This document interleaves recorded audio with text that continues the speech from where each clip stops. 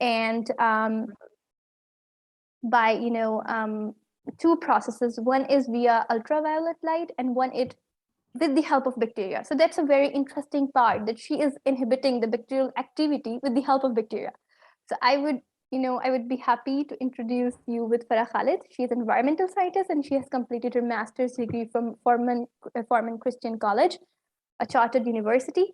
So yes, Victoria, yes, Farah, over to you.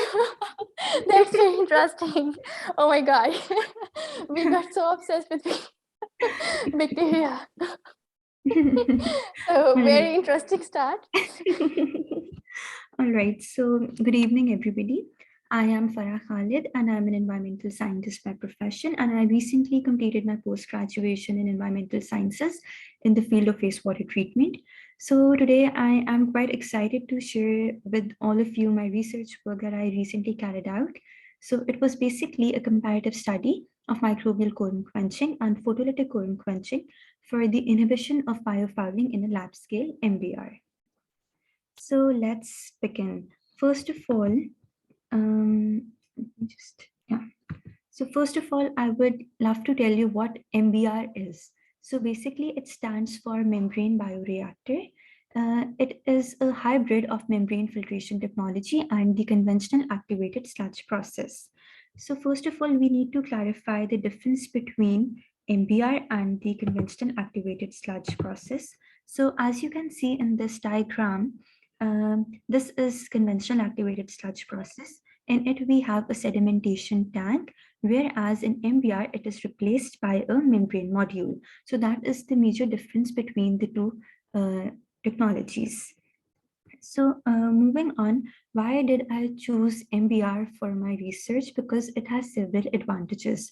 First of all, the effluent that it produces is of very high quality.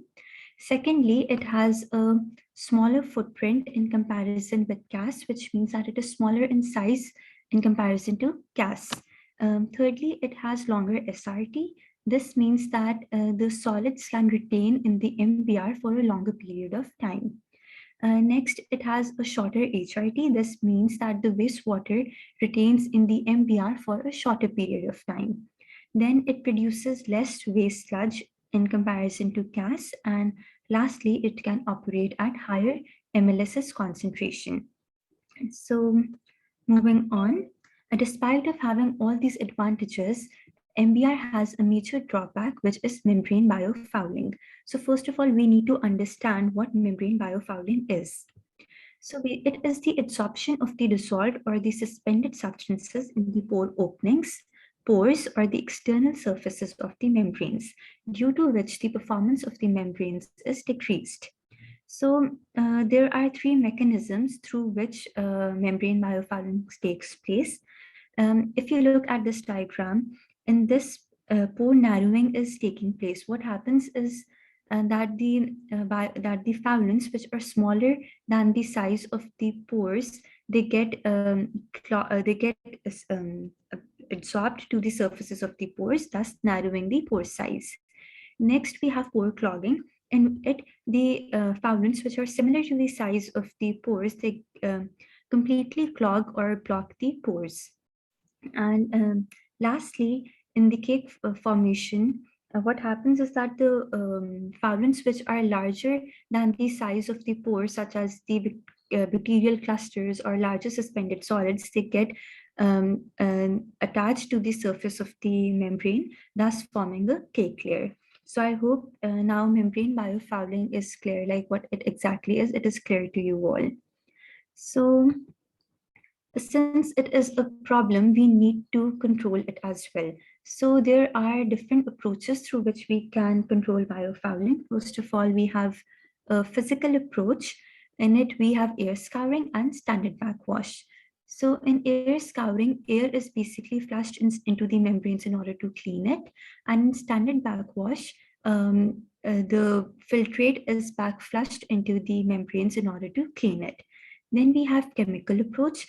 In it, we have chemically enhanced backwash, or we can call it chemical cleaning or recovery cleaning. What happens is that we use a strong chemical such as sodium hypochlorite. It is a strong oxidizing agent as well, and it is back flushed into the membranes in order to clean it.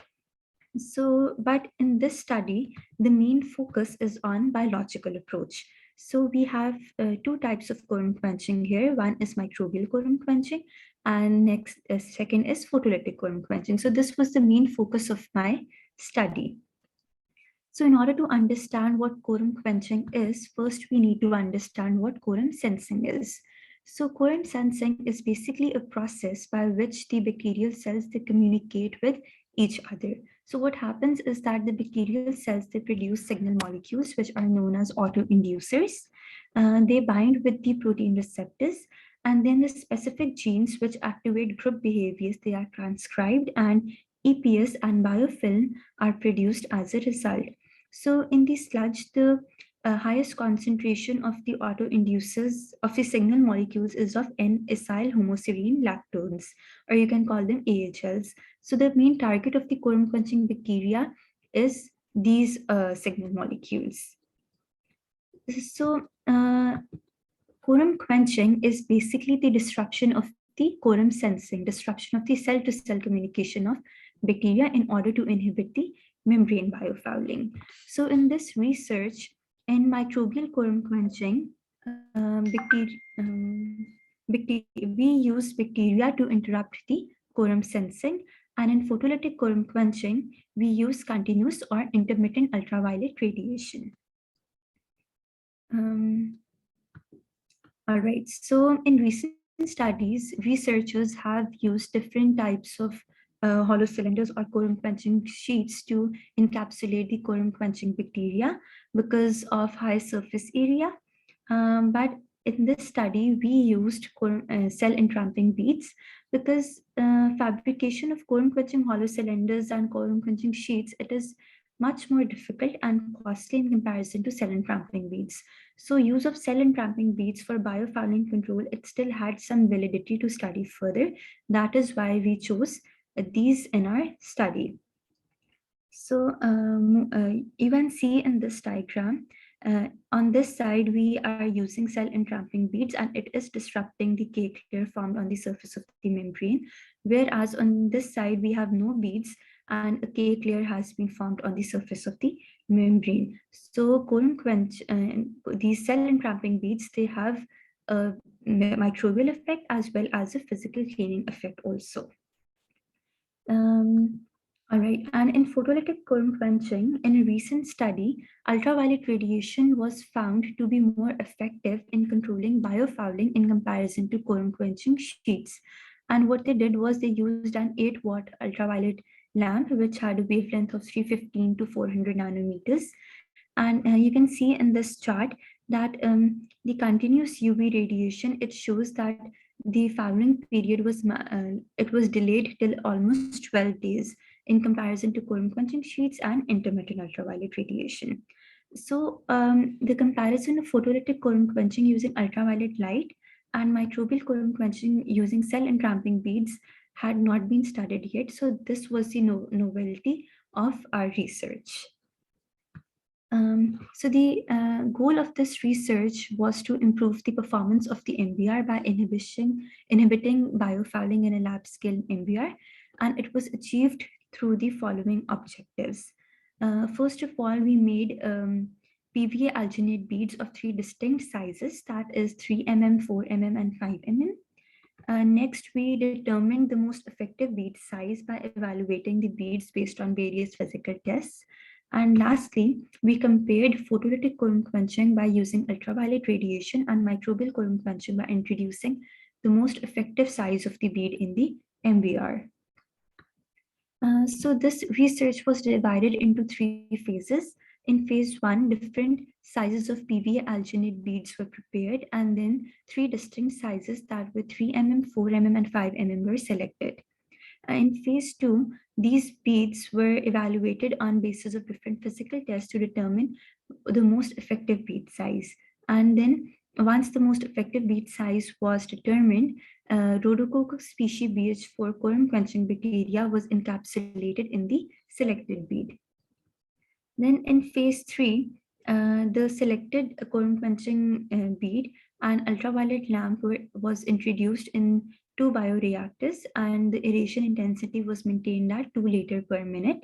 And the results were then analyzed to determine which of the 2 technologies was more effective in mitigating biofouling in a lab scale MBR. Moving on, since we are using quorum quenching cell entramping beads, so we had to make these beads ourselves. And the chemicals that were used in the preparation of these beads were PVA, that is polyvinyl alcohol of polymerization degree 2270, and then sodium alginate, calcium chloride, boric acid, and sodium sulfate. So these 5 chemicals were required to make vacant beads. All right, so this is the summary of the bead making process. First of all, what we did was we took 7.2 grams of PVA and 0.9 grams of sodium alginate, and we dissolved it and mixed in 90 ml distilled water for 4 hours, and we kept it in a drying oven at 105 degrees Celsius. Then the PVA-Alginate mixture was cooled down till 40 degrees Celsius because, and then it was added drop-wise in the first cross-linking solution, which was made using boric acid and calcium chloride. And using a pipette tip with the help of a peristaltic pump, I would show you the exact process in the next slide. Then beads were kept in this solution for half an hour. Then they were properly washed with distilled water, and they were kept in a second cross-linking solution, which was made up of sodium sulfate, and it was kept in the solution for 2 hours. And lastly, the beads were again washed with distilled water, and they were stored in the deionized water at 4 degrees Celsius. And to bring variation in the bead size, the pipette tips were cut to change their diameter. All right, so this was the actual bead making process. Here we have the PVA-SM mixture at almost 40 degrees Celsius. The temperature was maintained at 40 degrees Celsius. Then the beads were, the mixture was added drop-wise using this peristaltic pump, and this was the pipette tip through which it was dropped into the first cross-linking solution, and the temperature of this cross-linking solution was also maintained at 40 degrees Celsius. So this was the actual bead making process that was carried out in the lab. So these were some experiments that we did. We had to decide, the dissolving and mixing time of the PVA and SA was changed from 2 hours to 3 hours to 4 hours to check which exactly in how much time the PVA and SA is properly dissolved and mixed, and the temperature was maintained at 105 degrees Celsius. Then in another experiment, the variation in the pipette tips was brought. The pipette tip diameter was changed from 1.3 mm to 2.3 mm to 3.3 mm, and the average diameter of beads formed was 3 mm, 4 mm, and 5 mm respectively using these 3 pipette tips. You can see that I have changed the diameter here. All right, so and then we carried out some tests of beads.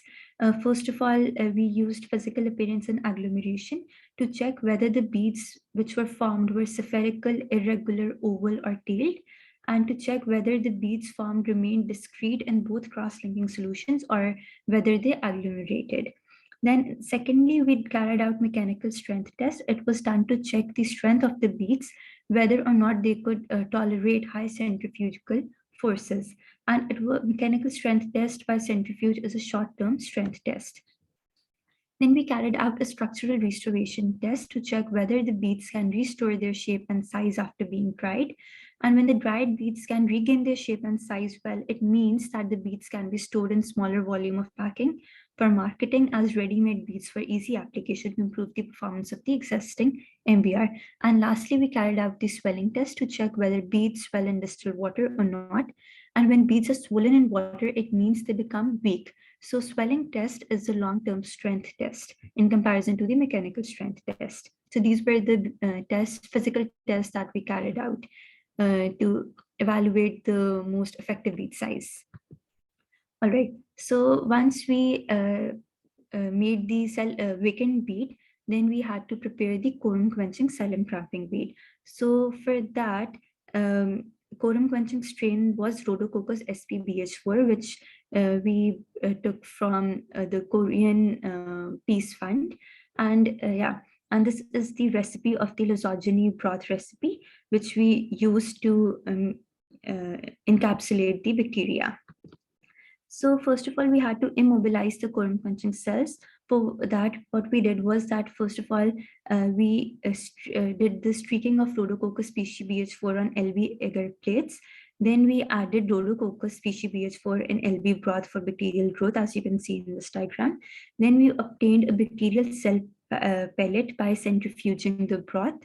And then the immobilization of bacterial cells was done by adding it in the deionized water. Then the pellet was added to the PVA and SM mixture to make the quorum quenching cell entrapping beads. And the quorum quenching cell entrapping beads were also made according to the bead making method I mentioned previously. So this was the lab scale MBR design. So you can see that here we have 3 MBRs. This is the control MBR in which only standard backwash is taking place. This is the quorum quenching MBR in which quorum quenching beads are introduced, and this is the photolytic quorum quenching MBR in which an ultraviolet lamp is introduced. So all of these MBRs were attached to the manometers to record the TMP, and these are the air pumps which were controlling the air intensity, and the permeate was being stored in this reservoir, and this is the pump which was and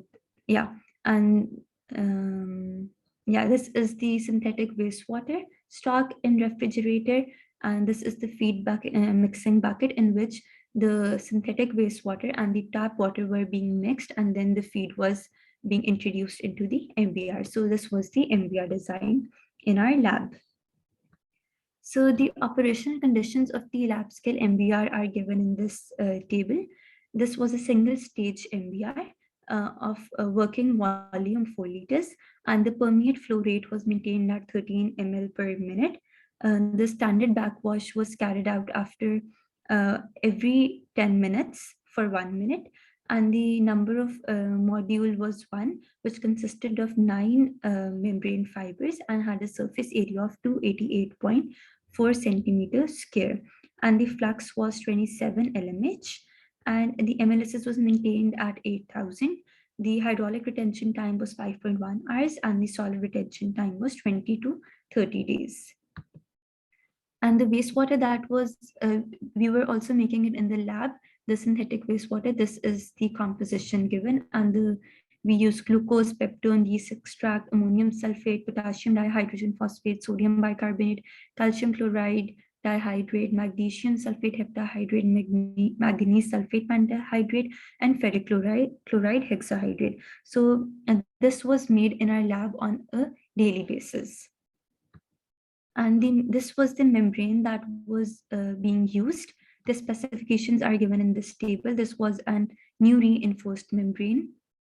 It was a hollow fiber membrane. The material was hydrophilic polyvinylidene fluoride. The support material was polyester, and the fiber diameter the inside diameter was 0.95 mm, and the outside diameter was 2.0 mm, and the pore size was 0.1 micrometer. So moving on, and the water quality and operational parameters were COD analysis and ammonia analysis was done to check the quality of the water that was being produced through our MBR, and the operational parameters were that we recorded MLSs and MLVSs and TMP every day. And the operational conditions in this study were that in the first MBR, we only had standard backwash. The air aeration was maintained at 2 liter per minute. MLSS was maintained at 8,000. And in this, there were no beads and no ultraviolet lamp introduced. And in the second MBR, which was the microbial quorum quenching plus standard backwash, 1% volume of 3 mm quorum quenching cell entrapping beads was introduced. And lastly, we had photolytic quorum quenching. In this, an 8-watt ultraviolet lamp was introduced, but there were no beads in this MBR.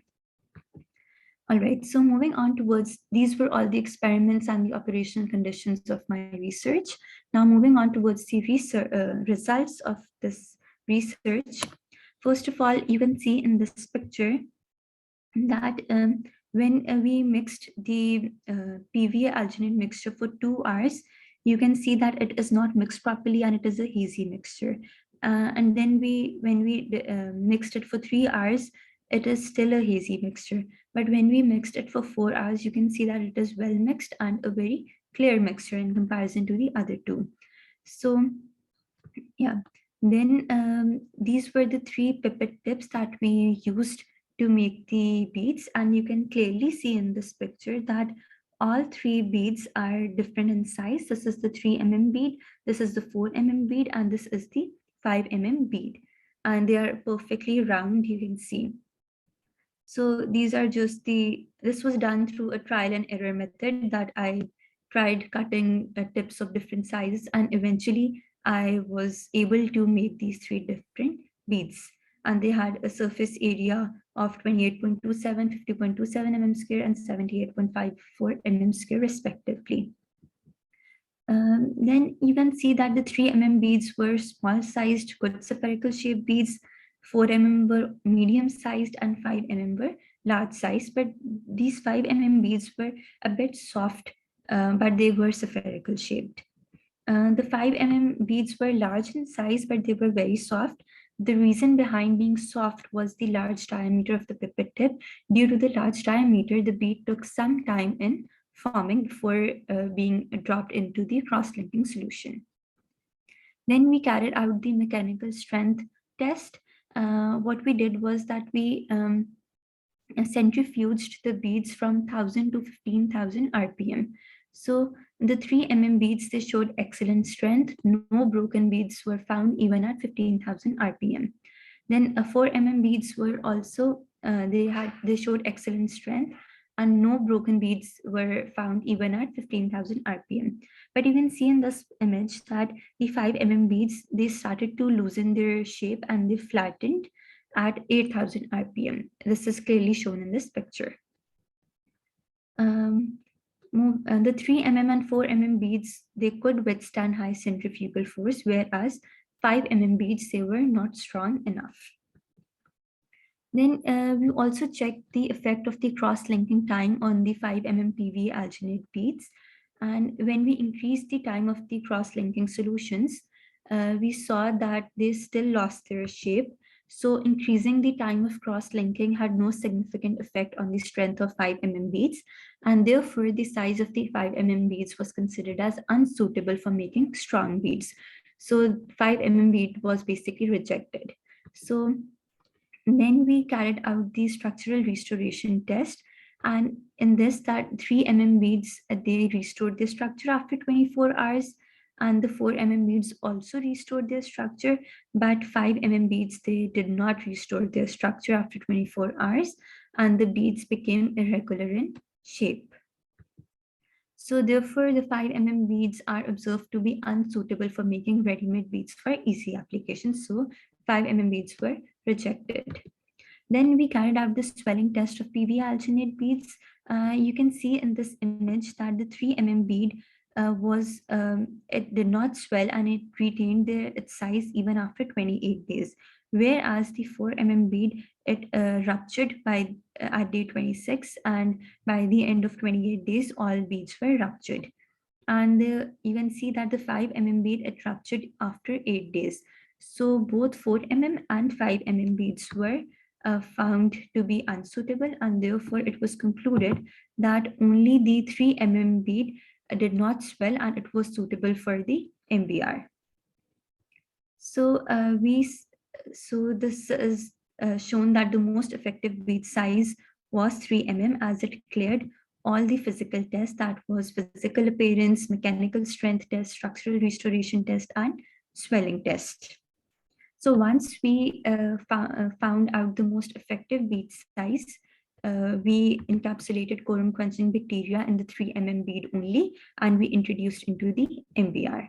So moving on to the performance comparison of all the operations. All right, so you can see that these are the TMP graphs for control, microbial quorum quenching, and photolytic quorum quenching operation. So you can see that the control operation, it only lasted for 7.3 days. It had no beads, no UV light, only standard backwash was taking place. Whereas the microbial quorum quenching operation, it lasted 14.4 days more in comparison to control.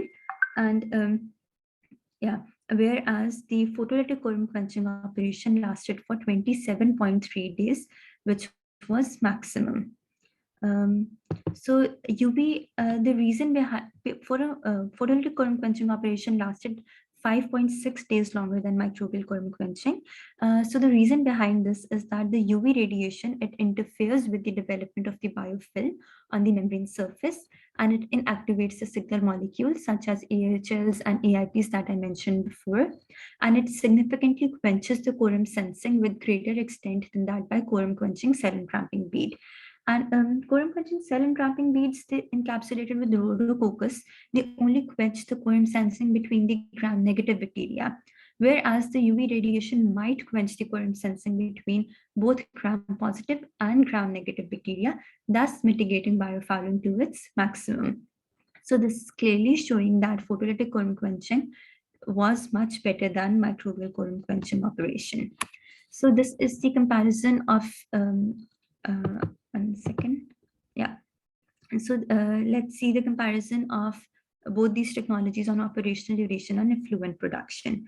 So you can see that the photolytic quorum quenching, it produced the maximum effluent and it had the maximum operational duration. So the performance evaluation of the 3 operations was done on the basis of duration of the operations and the production of the effluent while inhibiting membrane biofouling. So you can see that both the operational duration and the effluent production of a photolytic quorum quenching operation was maximum in comparison to the other 2 operations. Then we carried out the analysis of the water quality parameters of all operations, and you can see the efficiency of the treatment was almost similar regardless of the anti-biofouling techniques applied in the study. And you can see that the ammonia removals are very similar for all the operations. These yellow ones are the ammonia removals, so 99.9%, 99.9, 99.8, it's almost similar. And the COD removals, you can see that the photolytic quorum quenching had the maximum COD removal efficiency. All right, so we carried out one-way ANOVA test to check. All right, so the null hypothesis was that the removal efficiencies were equal for all the operations. So you can see that the p-value of both COD and ammonia is much greater than 0.05. Therefore, null hypothesis is accepted. Although there seem minor differences, the differences are within the range of error to be insignificant. Therefore, we can conclude that microbial quorum quenching and photolytic quorum quenching, it had no negative impact on the quality of the effluent, and the removal efficiencies of each operation are good enough to be greater than 90%. Next, we also did the waste sludge generation of all operations. It was calculated by dividing the amount of sludge withdrawn with the amount of treated wastewater. And you can see that the least amount of waste sludge was generated in the photolytic quorum quenching operation. And that is 141.6 kilogram per megaliter. So the conclusion of this research was that the 3 PVA-Alginate bead was found to be the best one to make quorum quenching cell entrapping bead. PVA-Alginate beads were made of 3 distinct sizes, that is 3 4 and 5 using pipette tips of 1.3 2.3 and 3.3 diameter respectively. The most effective bead size was found to be 3 as it cleared all physical tests at the highest score, and Rhodococcus species BH4 was successfully entrapped in the 3 bead, and they were introduced in the MBR. And among the 3 different operations, photolytic quorum quenching showed the greatest performance.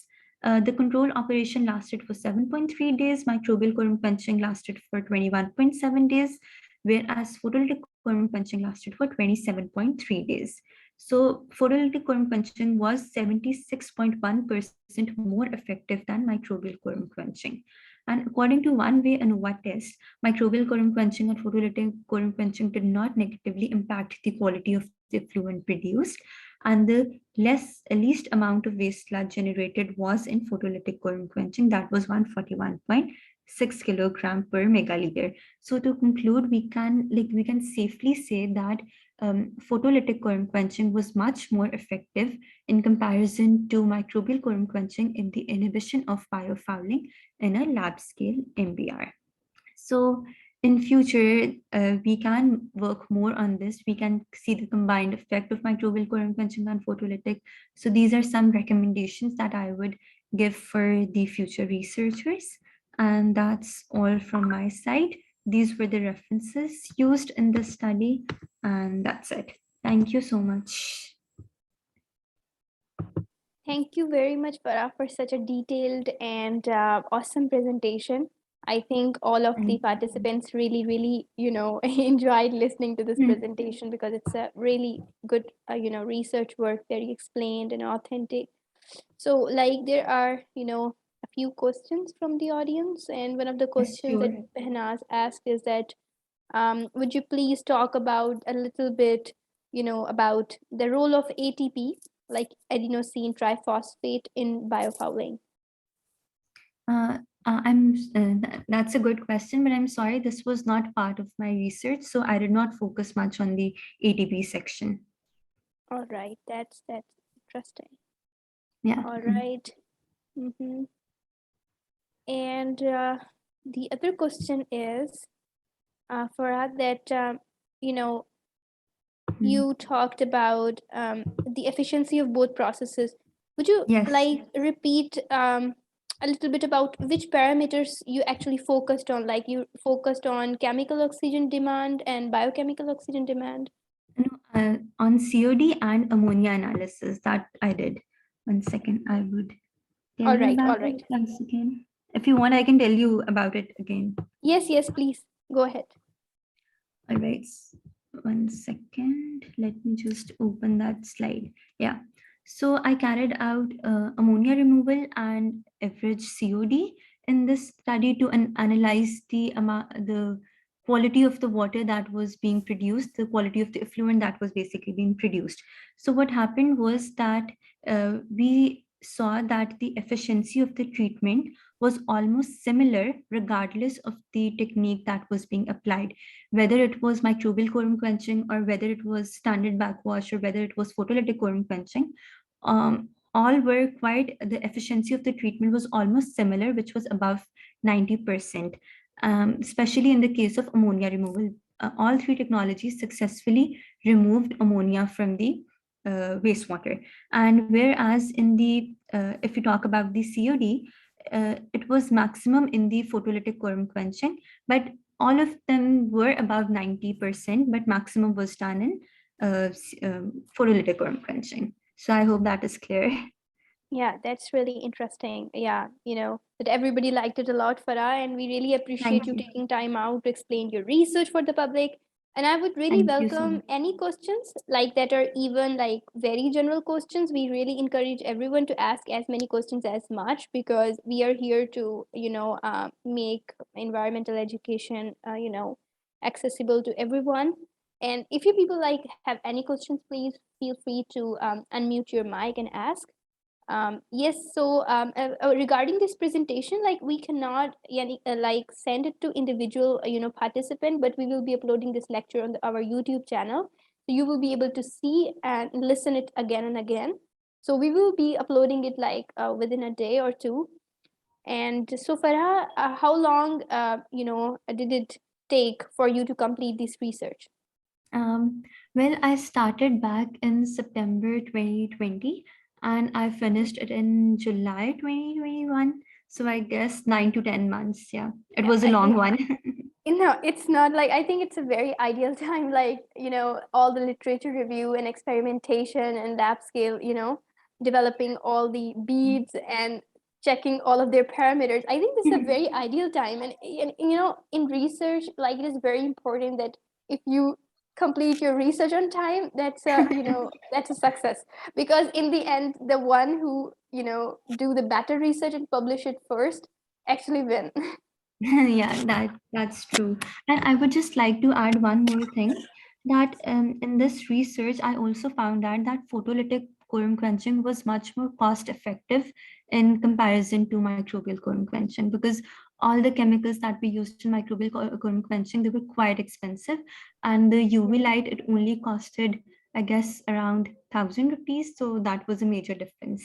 Yeah, So yeah. that's really interesting. Yeah, that's really interesting. I think that would be really helpful for people like who are in our audience, are engineers like me, like who would like to develop those systems, like for, for treating wastewater at large scale. So, like, Farah, can you please repeat the wavelength of light that you used in your research? I'm really sorry, I'm saying. No, it's okay. It was 315 to 400 nanometers. Wow, I that's took, interesting. yeah, I took that from a recent study. It was carried out in 2019, and they used the similar UV light with the same wavelength, but they compared it to quorum quenching sheets. So that was basically the novelty of my research, that I compared it with quorum quenching beads. Wow, that's really interesting. Wow, that's really interesting, Farah. And we are so happy, to listen to your research today. And yeah, if anyone has any question, please feel free Yes, to, please, you're free ask. to ask. Yeah, you have like 5 to 10 minutes to ask questions, and then we will be closing our webinar and we will be uploading the lecture on our YouTube channel.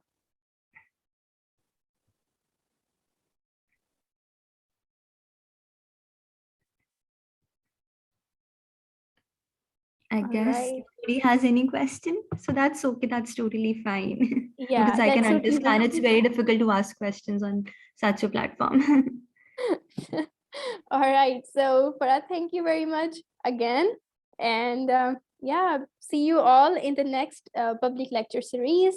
And if you have any suggestion, like if you want us to organize a webinar on a special topic, we can do it for you. Like we can invite a special guest for you people if you want us to, okay, so one question is that what were the difficulties that you actually faced in doing your research? All right. Difficulties, I guess. Yeah, I cried. I actually cried during my research, because sometimes when I carried out the experiments, they actually failed. And whenever I started like my this MBR process, it actually failed within one day. So it was quite difficult for me. And sometimes we didn't get the chemicals on time. So that was also an issue. But my supervisor was generous enough to lend us some of his own. But yeah, that was the only difficulty. I don't think so anything else. Yeah. That's really interesting. And Like yes, the literature review part was difficult. It was very difficult, the literature review part. It was like it consumed maximum time. Rest was fine because I had like assistance from my seniors as well. So it was quite easy for me. Yeah. yeah, it's really interesting. Yeah, the literature review and experimentation are, two of the most difficult parts in the research. And when you do it right, you actually, do a lot of things right afterwards. So yes, again, thank you so much, Farah.